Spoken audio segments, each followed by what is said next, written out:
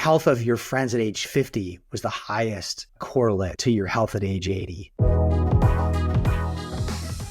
So welcome back to another episode of Health Podcast. Today's guest is Ryan Frederick, an expert in aging with a focus on the role of place.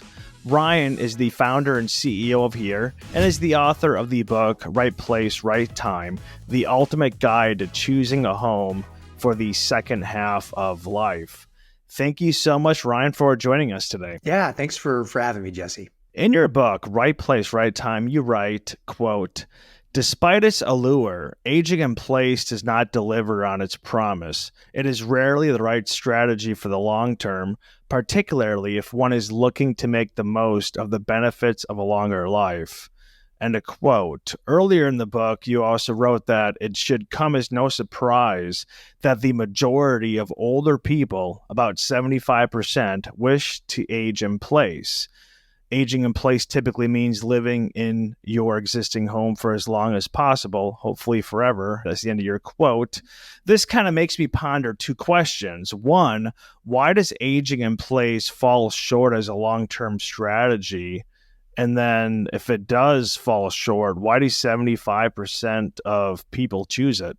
Yeah, we're jumping right into it. That's a great question, Jesse. And it's complicated. And I think you hit a really an important node as we think about living longer and the role of place in that. I'll answer the question in the order you described, which is, why does it break down? First of all, part of the work that I do is helping people appreciate, and I think we know this, but for whatever reason, sometimes we don't give it its due. And that is like where we live is just so foundational for our health. And my book is on the second half of life, but the principles of place and where you live, and it's across your whole adult life. And the reason I say that is because the friends that you form are highly impacted by where you live and root yourself. Your sense of purpose can often be highly influenced by where you live and the engagement you have in your community. Your physical activity and just general physical well-being is highly influenced by what place you have in terms of activity and health habits, eating, etc., sleeping, and then also just financially. One of our biggest expenses is just living, our housing expenses. And often for homeowners, it's also one of our biggest assets is our home. So it's this foundational thing that drives our health and longevity. The challenge is, particularly with people living longer, they say that 50% of kids today are expected to live to 100, which is crazy. We have 3 teenagers and their lives will likely be very long, probabilistically. But the challenge is twofold. One, our lives change. What we value, what we care about, what we need changes over time. And in some cases, also our places change over time. So to go back to our individual circumstances, it may be that our health changes. It may be that the neighbors around us, our health changes, our preferences change. Maybe it's more house than we want to deal with over time. And also, as I said, places change. So maybe you're in a place where your neighborhood used to be, safe and you know all your neighbors. And now fast forward, it turns out that you don't know your neighbors for a variety of different reasons. And then maybe it's, not as safe as it once was. So there's a sense that both your needs, in order for aging in place to work, and aging in place, going back to the definition you quoted, for most people means living in the same single family house that they've lived in for decades. In order for that to be a viable strategy, if you're really focused on optimizing your health and longevity, it means that it's the right place across all those dimensions I listed earlier for each stage of life. And I would say, Jesse, in large part, I hear stories, I'm sure you know of stories as well, where maybe a certain house or address was perfect for a stage of life or a few stages of life, but later on, it just wasn't, where people can feel socially isolated, or there's just way more house than they can keep up with. Or maybe the costs of maintaining the house or real estate taxes are just, they've gotten a little bit crazy. So that's one piece. It's the fact that there are if we just think creatively enough, and also as more housing options become available, it's not like either I stay in my house and I age in place, or I move to some like healthcare facility. That's not, there's a lot, tons of more options than that. Sometimes that's what people get their head around. So first piece, why that's a bad strategy. The second piece is, why do people say they say they want it? And it's a great question, because I think that there's a psychological piece to it, Jesse, which is, it's simple. Okay, I don't need a plan because I got one. I'm just going to be here. And oftentimes people don't think about all these different like what ifs related to their circumstances, related to maybe a loved one's circumstance, so their spouse, and so on. And in a way, it can be an easy out. So, I don't really need a plan. I'm just going to age here, despite the fact that you might have stairs at some point, but you may not want to go up the stairs, or it could be a fall hazard. The list really is endless. And so it ends up happening at the individual level, and also at the society level. It ends up being a disservice, because it means that many people are following a path that leads them to this false sense of security. And so I don't have to worry about planning any other scenarios because this one's just going to work, when in fact it may not, for tons of reasons. I hear lots of stories where you might have adult children. In the context of older people, you might have their adult children say, well, gosh, this doesn't feel like this is really going to work over the long haul. But then you might have the older parent, their perspective is, I'm just going to be here, and then not recognizing the risk. And then when something does happen, in absence of a plan, things become a crisis. So it doesn't mean that there aren't things you can do individually to make a certain home or house have better capabilities to support aging in place. I'm a big fan. I mentioned a term in the book around living in community, but even the idea of aging in the right place is a different twist of aging in place. So it might mean we live in Austin. We might find that our particular neighbor in Austin, or our house, I'm in my late 40s, I might find that works great right now with our kids, but maybe 30 years from now, 40 years from now, it's not the right place. But that doesn't necessarily mean, it might mean that we want to stay in Austin, let's say in this example, but maybe we'll move into a condo or a one-story smaller house somewhere. It is one of the biggest issues I think I see as a society in this realm, which is people not understanding the fatal flaw fully of aging in place. I hate the term. We didn't get into that. And then secondly, putting all their eggs in that basket, and then realizing that they later get exposed to that flaw, and then it requires a change in a crisis moment, or certainly an undesirable moment. And that's no fun for anyone. We'll get to the title of your book for a second time, because that's part of my question. So your book, again, is titled Right Place, Right Time, The Ultimate Guide to Choosing a Home for the Second Half of Life. How would you define the second half of life? Are we talking 50, 60, 70, 80? I mean, it seems like some of the hints in your book it seemed like quite elderly, versus I'm thinking maybe 40 or 50. Yeah, well, you're right. You're right. So it's funny, Jesse, when I wrote the book, I said I'm in my mid to late 40s, and my peers got angry at me. They're like, what are you saying? Are you implying I'm in the second half of my life? And I guess, yes, I am. You've got these different chapters in life. And when I say second half, an interesting story about this I'll share with you in a moment, is that it really is targeting people for which they are pre-empty nesters, but planners, empty nesters, pre-retirees, retirees. I would say anyone from really their 40s on up, Jesse. And depending on your circumstances, but it's certainly applicable. It turns out it's broader than that, because when the book first came out, the PR firm that was helping promote the book, they came back to me early on and said, Ryan, we have quite a number of younger people that are really interested in this topic, because hybrid working and climate change and just general shifts in our society, they're wondering, where's the right place for them? And so I would say that while the book is focused on the second half of life, the core principles behind where you live matters, not just where you live, but how you choose to really lean into where you live, is broadly applicable to any adult.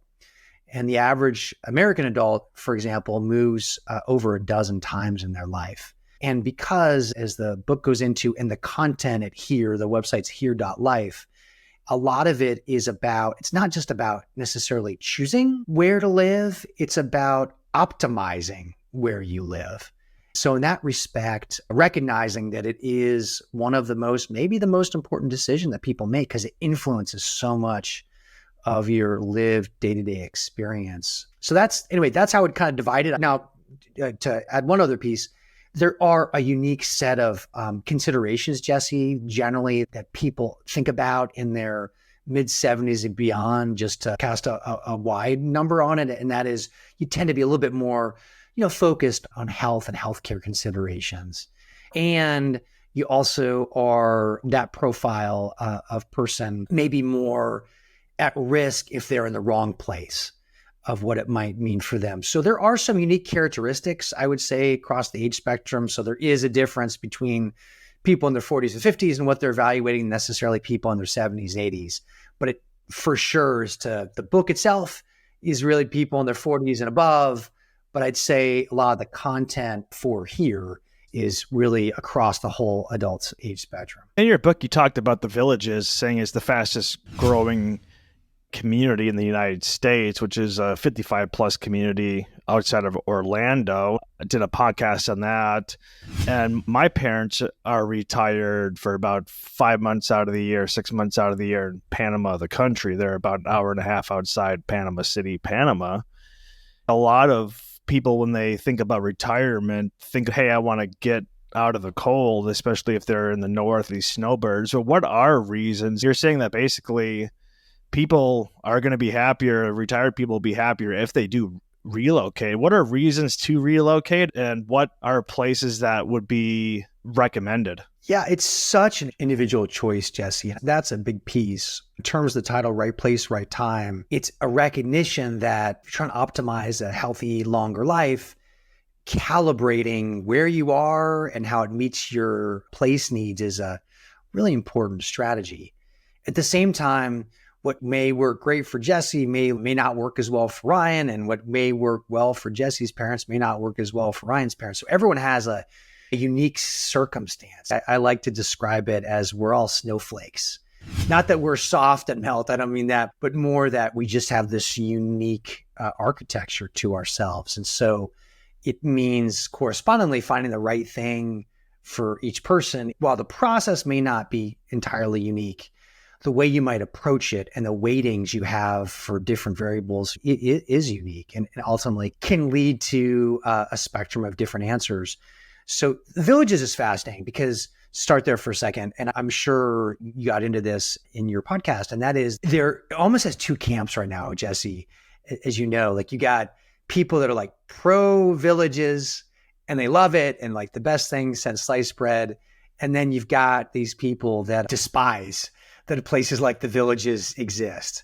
And part of why that's important is it just shows that we've got a range of needs and wants in our society. And part of our society, part of, I think, the broader opportunity we have is to create more options for people so they can find the right one for them. So Villages, I see it as just an example of where age-restricted housing or a community with like-minded people, particularly in an era right now, which I go into the book a bit about as well, where it's just harder to make friends. It's harder to sustain friendships. Some people described it as the friendship recession that we've been going through. And so to go to a place where you have some confidence you're going to fit in and belong is what I should say. Like that, you just can't take that for granted, especially as we get older. It can be harder to initiate new friendships. So I think the biggest piece about the Villages is it's become this really global magnet. Because I went there as part of my diligence for the book, and it was crazy. I walked in, there's this big board highlighting people that were coming from literally across the world that week. And so there were like 30 people, something like that, and people from Canada and some people from Europe and various parts of the US. And it's an example of a spot where a number of those places, like Jesse, like you mentioned, are drawn to the weather. They may be in a colder place before, so that's a draw, but it's so much more than that. And to your point too, when we think about retirement or that phase of life, it doesn't necessarily mean that it's all or nothing. Just like your example with your parents, they can have some presence where they've perhaps lived for a while, but then spend part of the year somewhere else. One of the trends I am seeing is that I think there's a number of people that are having second thoughts around, should I move to, say, a new, warmer place full time and effectively cut my ties in my community. And for those that particularly have a sense of place and attachment to their community, it can be quite challenging. People can feel a little bit drift if they move to a different place. It may not really resonate with them fully the way that they came from. I'm seeing some people that are doing, or at least a trend where people are doing what you described with your parents. They might go somewhere for part of the year, come back, but that sense of home and place they're able to maintain. My parents have been in Panama part-time since the early 2000s. And of course, they're from Wisconsin, lived there their whole life.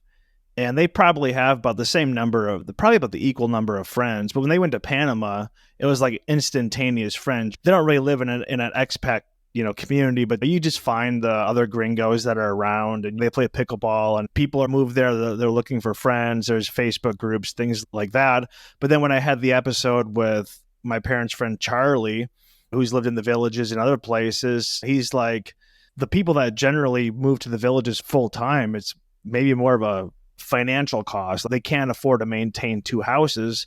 But he's like, I don't want to be away from my grandkids year round. Like, I have zero intention of moving to the villages year round. I want to go back, visit my family, see my grandkids, see my friends. And he's like, don't forget about your friends back home, was one of his key points. But doesn't it become a financial constraint for people that maybe want to do something like that?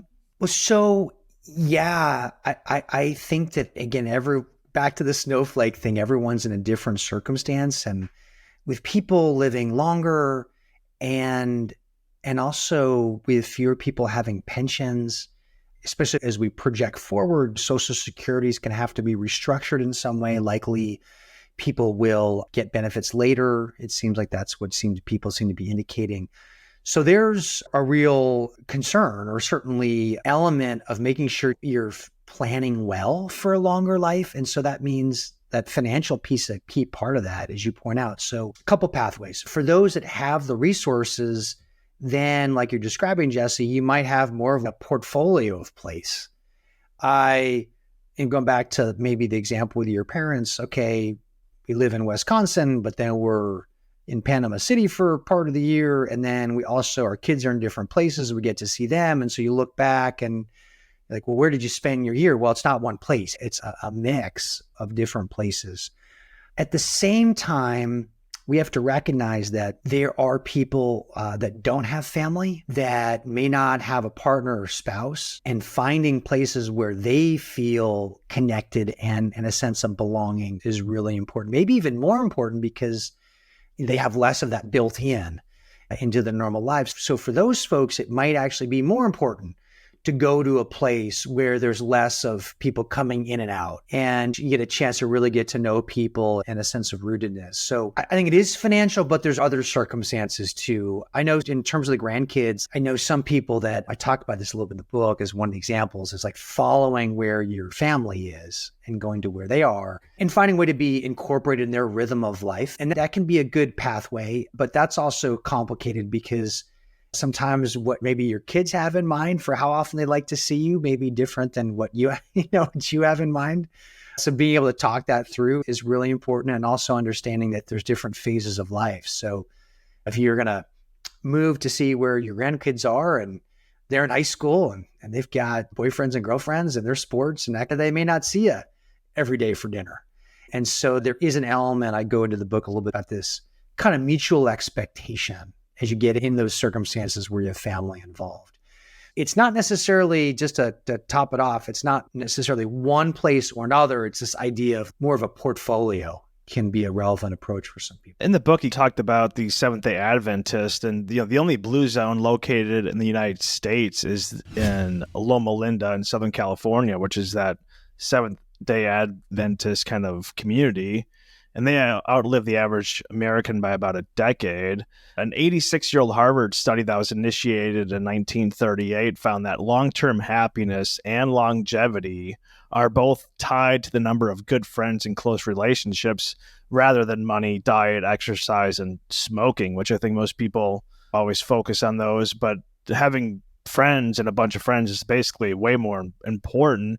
So if you're talking about, say, aging in place, maybe if you are surrounded by friends that you've built up over 50, 60 years and you have family around, that would be good. But in today's day and age, as you mentioned in the book, a lot of families are spread out over the U.S., taking various jobs and moving to a place that's going to have family. But then you're really torn. It's like, well, maybe you have your friends back home, maybe you have your church or whatever other communities you belong to. So now you're picking to be around a family. And then again, as you mentioned in the book, maybe they're going to make you be a babysitter. And all of a sudden now you have this resentment because you moved across the country to be close to your kids and you're just a babysitter that's not getting paid. Yeah, it's simple, isn't it, Jesse? Yeah, no, totally. And so I think going back to the aging in place piece, there are a lot in the right situation. You highlight some really important things. And that is, if that's where your sense of social connectedness is, that's immensely valuable and difficult to replace, especially later in life and so on. The distinction I make, though, as I said earlier, there's a difference between aging in place and then like living in community or aging in the right place. You might decide, all my friends, going back to your parents' example, let's say that's in Madison, Wisconsin, just to pick a spot. Like maybe that so many of their friends are right there, but it's just that maybe the house that they're in isn't the right one for the stage that they're in. So it's a matter of changing, I would say, not the metropolitan area that you live in, maybe your neighborhood, but most likely your physical dwelling. That's where maybe the change needs to be happening, or at least the exploration of it. But in that exploration, you need to be thoughtful about a couple things. One, if you pick a new spot, in what way is it going to disrupt your habits and social networks? So if you, going back to the church example, let's say they're involved with church. If you move to a new place, but then that church is a lot further away, you may feel less inclined to stay involved. Or if all your good friends are technically in the metropolitan area, but now you're not close to them, what does that mean for how often you're going to see them? I've heard of situations where you might have a older couple that wants to move closer to their kids and their grandkids, and they don't actually live with them, but they live like next door on the block, which allows them to have their own life, but make it really easy to get together spontaneously or more planned. And then the other element, Jesse, in this is that, especially as we get older, there's a lot of dynamic change related to our social networks. Even if you say, okay, we're going to stay in Madison and just pick a better spot for us. Well, not everyone in your social network is necessarily going to do that. Some of them may opt to move to where their kids are or somewhere warm. So as people make choices, that impacts your social network. And then also there's just health risks and changes. So you might like lose a friend, and then that impacts your social network. As much as it's important to maintain what you have, if it's particularly valuable, at the same time, there has to be an effort to reach out and grow your social network so it can sustain these different changes that happen over time. And I don't talk about this explicitly in the book, but I know some friends, as some people have reached out as they've read the book, and one of the comments has been, I'm being more intentional now to make friends with people who are younger than I am. So you're in some ways diversifying even the age pool of your friendships and some of their life circumstances. There's a lot to think about. Just to recap what I said, it's so important, especially in the social connection piece, as you referenced with the Harvard study.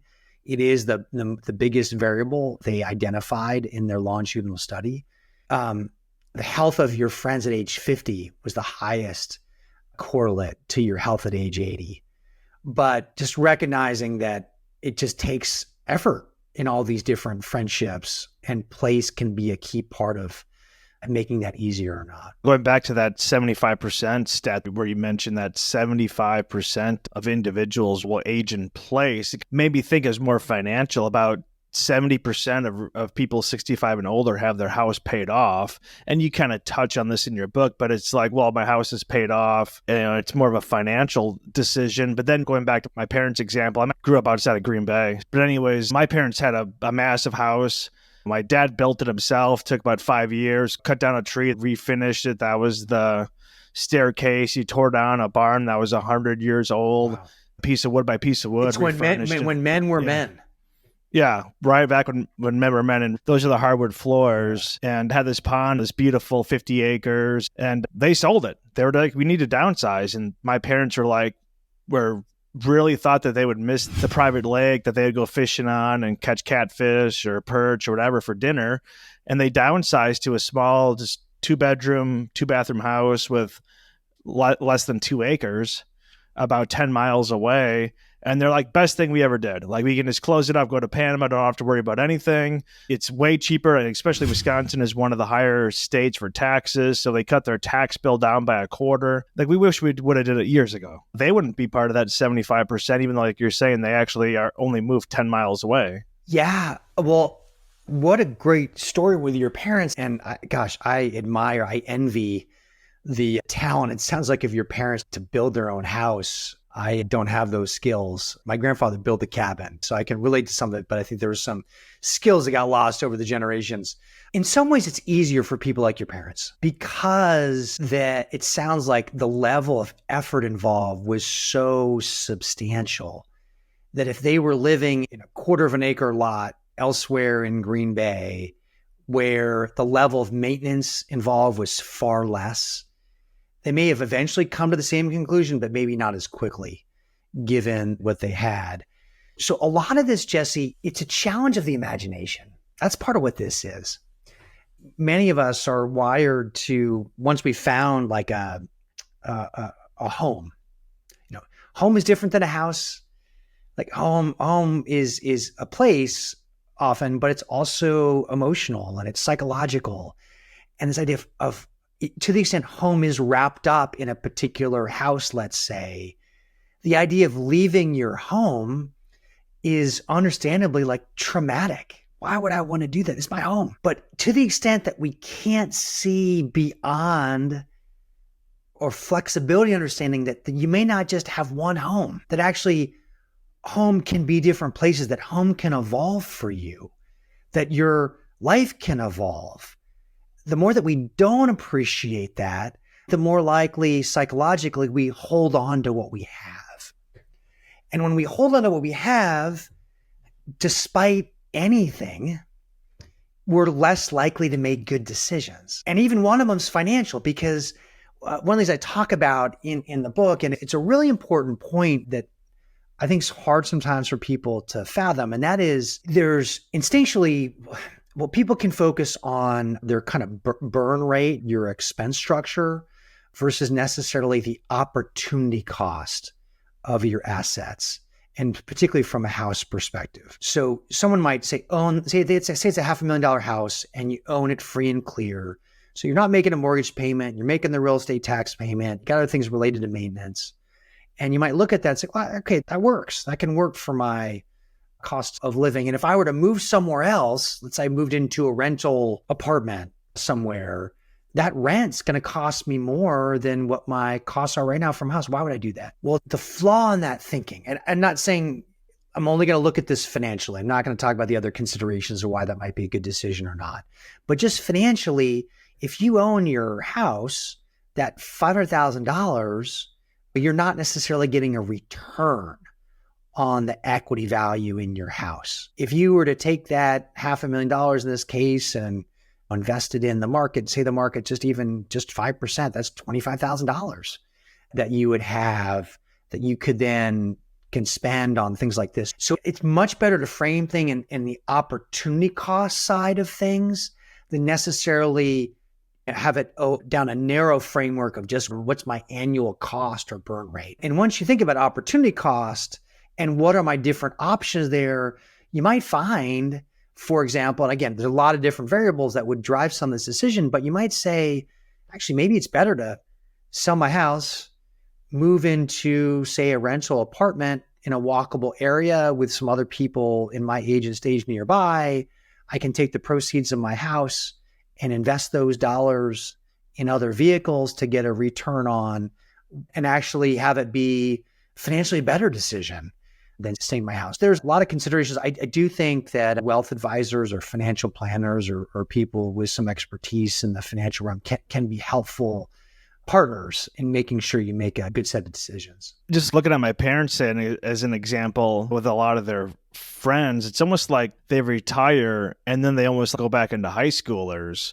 But they're living in cool places, whether, like you mentioned, people can hate on the villages. We talked about that in the podcast. And the research I did, it seemed like a lot of people have never even been to the villages. They just don't like the idea of it, or they're looking to get social media clicks, whatever. But I can say, like, from my parents, like in Panama, all of a sudden you have this whole new network. You have all these friends. But if you're just, say, looking at the financial, like, oh, I have my house paid off. If all your friends are still working and your kids are busy and you're staying in this house that's paid off, well, what are you going to do all day? Versus like moving to a retirement community or whatever. Yeah. So what's happened, Jesse, since the book came out is I've turned the book into like a workshop and now a course. And part of what, particularly the course piece, what I've done is I really, and people can do it in cohorts. And what I found is what's so important is to help people imagine multiple pathways. If you're in, for example, in general, but especially if you're in this like retirement phase. So there are people that imagine, I want to move to Florida and play a lot of golf.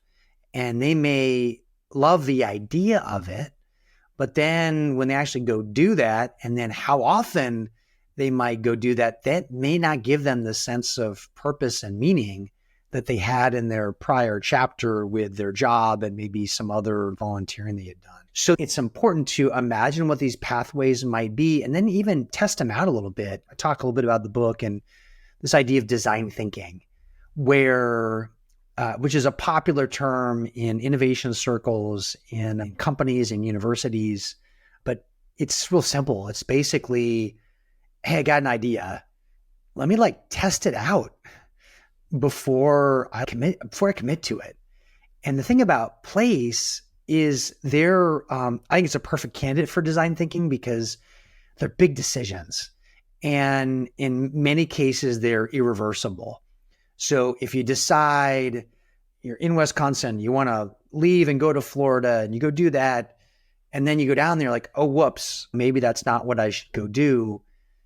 You likely sold your house and you sold a lot of your stuff. And then to expect that you can then flip a switch a year later and go recreate your old life, it's naive. And so I think it's helpful and actually can be fun. I've found is with people that have gone through this process is that, okay, well, what do we want the next chapter look like? Let's go lean into it. We could do this. We could do that.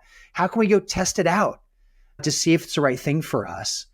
And I think that's a really helpful vehicle, Jesse, for people to make sure that whatever pathway they choose, they're more confident it's the right one before you necessarily making big decisions that make it difficult to change down the road. In your book and on a podcast, I heard you say, even though we change, places change too. It's a circle of life. But like, and again, going back to my parents, I wish they were here. I guess we're talking about them a lot. But in Panama, they say the average expat lives down there for 7 years, and then they move back, usually to Florida. And usually the reason that they move back is they have some type of health situation. My mom actually was on a ladder and she fell off the ladder, fell into a cul-de-sac that was concrete, had a compound fracture, went to the local hospital. They didn't know how to treat it. So then we had to drive an hour and a half to Panama City. Then, of course, you got to pay before they'll even see you and wait in line. It's a complete shit show. But people, like, they're always like, could you imagine having a heart attack here? You'd be dead. So they end up moving to Florida. But I think, like you said, like renting, trying it out, because like for a lot of these situations, maybe you want to golf for 5 years in Florida at the villages. And then you're just like, I don't want to golf anymore. You're not even close to the beach in the villages. Maybe like, I just want to chill at the beach for a few years. I think keeping that flexibility, because you have so many different phases of your retirement. You have no idea when your spouse might have some type of long-term care event. There's so many variables that I think the biggest thing is like maybe downsize, keep a home base, and be able to spread out some of your assets. Yeah, well, Jesse, wow, a lot of good thinking here. It is part of what we're describing is how do you plan for uncertainty? And life is uncertain whether you age in place or you move to Panama. There's these variables that you just don't know about. Now, to some degree, you have agency in this because if you move to a place or you live in a place where you don't have purpose, you don't have those rich relationships, where you're not physically active, where financially you're not equipped and there's anxieties related to your financial situation, and your places your physical, emotional, psychological needs, like you're not set up to thrive. And I forget the gentleman's name, but there was an expert in loneliness, I believe out of the University of Chicago, and he passed away a few years ago.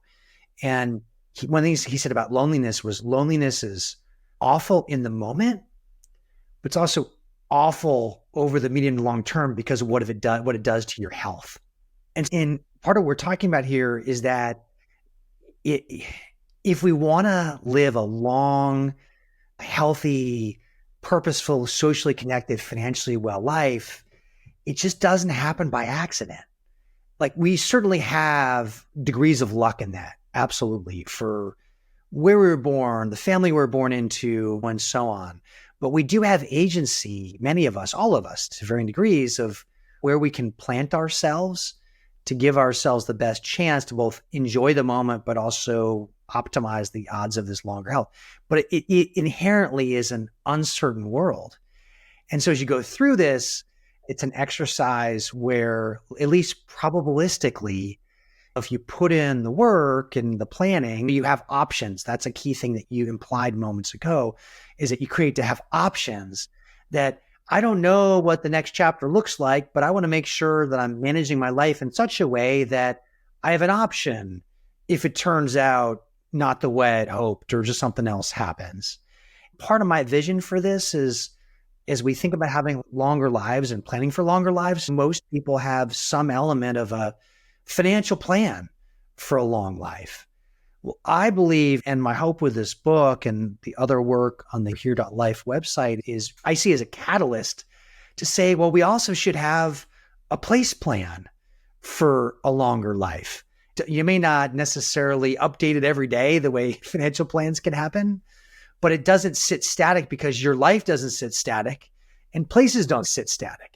This idea of some regular occurrence to just reevaluate, okay, am I in the right place? Should I have a plan that needs to be updated? If these following circumstances change, for whatever reason, our society hasn't thought that way, in part because we haven't lived this long. Back in December, I was at a conference at Stanford. Stanford has something called the Stanford Center on Longevity. They had something called the Century Summit there. And it was a recognition that we're all pioneers in this. This idea of living longer, it's a new deal. So we're all trying to sort it out. But I don't believe spontaneous thinking at each stage exclusively is the recipe to make the most of it. What are some of the biggest considerations that people should have? You have so many, like as you get older, you like the coal less. If you're on a fixed income, you probably have to worry about income and taxes, and certain states are worse for taxes, and whether it's on your Social Security itself or property taxes, whatever.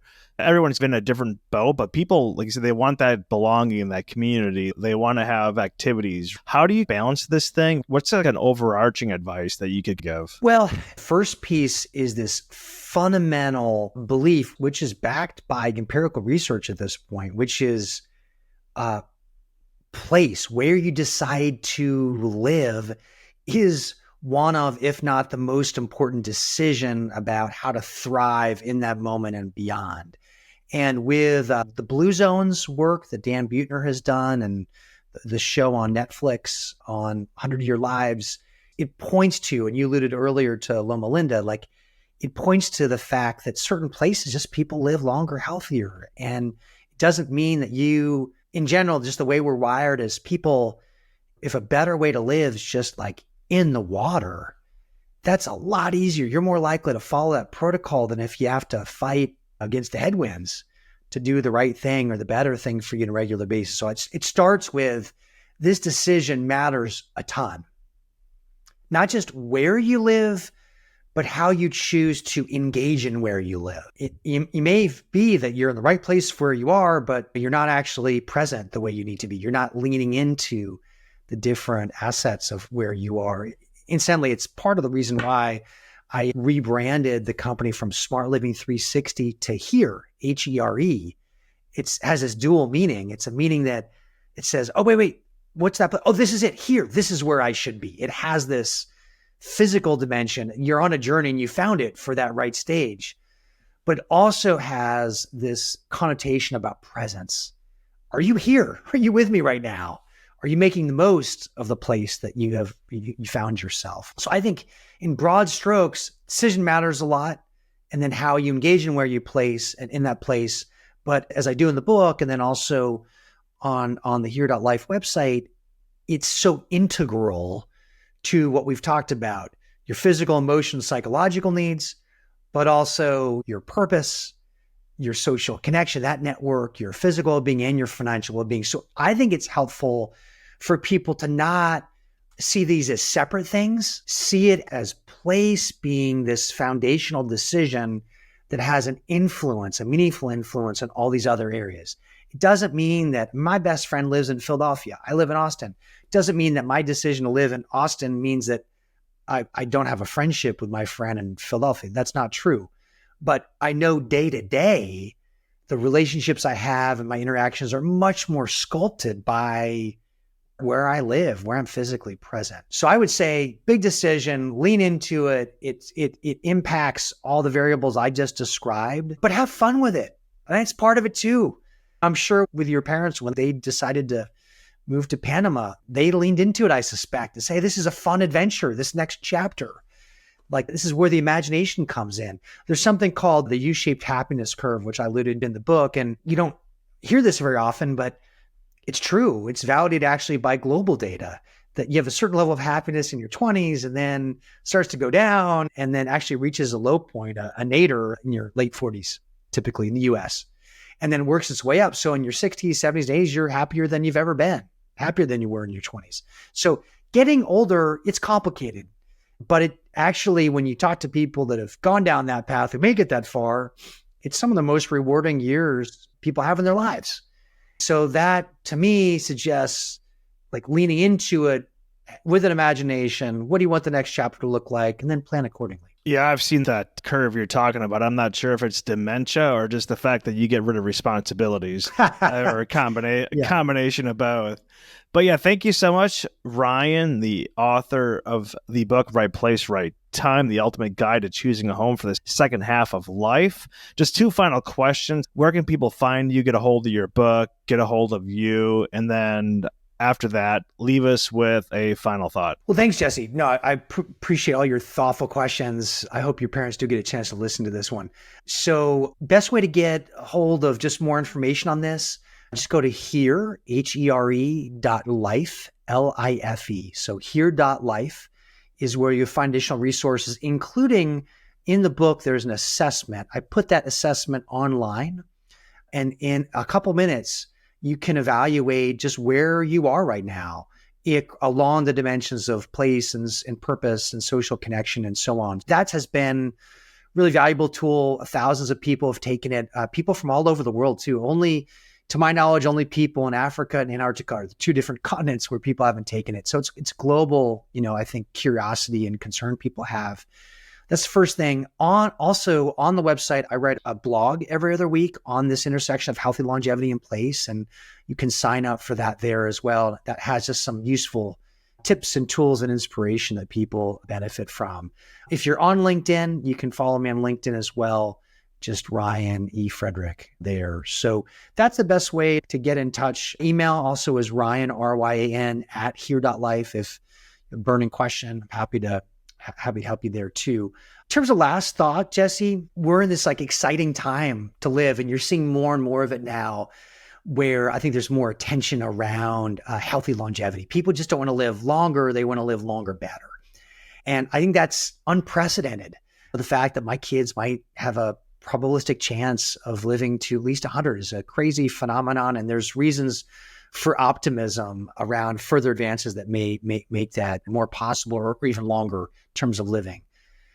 But as I mentioned, living long isn't necessarily the aspiration. It's like, how do I live better? How am I living longer? Both, how do I have an equally long health span and wealth span, not just lifespan? And for that place is, I would assert, it's one of, if not the biggest decision that you can make. It doesn't mean you have to move. It may mean that you just are more thoughtful about the ways you can make your current place better. And so I'm really looking to spark a movement, a global movement around elevating how we think about place and its connection to healthy longevity. And I think things like blue zones, that's becoming more well-known, is just an example. But blue zones helps you understand the importance. A lot of the tools with the book and then on the Here.life website help you take action on it. So how do you create your own blue zone? How can you make the most of where you are, go somewhere else? So eager to, just grateful for the conversation, Jesse, and hope it's of help to people of all ages that get a chance to listen here to your podcast. My dear friends, that is it for this episode of El Podcast. Once again, if you're not yet subscribed, please subscribe on YouTube as well as Rumble. You can also find us on Spotify and Apple Podcasts or wherever you get your podcasts from.